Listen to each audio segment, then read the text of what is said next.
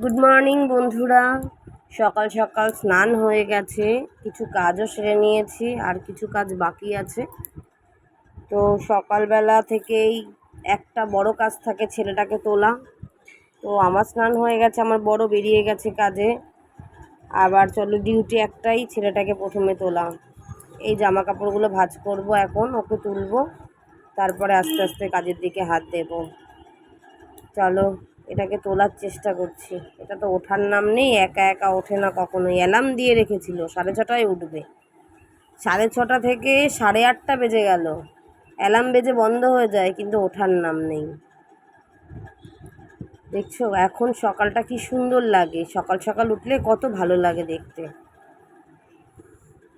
এই যে একবার ডাকলাম, নড়াচড়া দেবে, আবার শুয়ে আছে। এই যে নাড়াচাড়া দিল, ডাকলাম, আবার ঘুমিয়ে পড়েছে।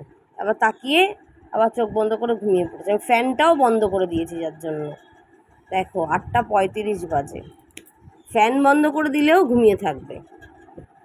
এই যে এখনও কিন্তু রাস্তার দিকে দেখো, আমাদের রাস্তায় গাড়ি ঘোড়া সেরকম চলাচল শুরু হয়নি। সকাল সকাল উঠে একটু পড়াশুনো করে নিতে পারে, কিন্তু না, ও পড়তে বসবে, বেলা হবে তারপর।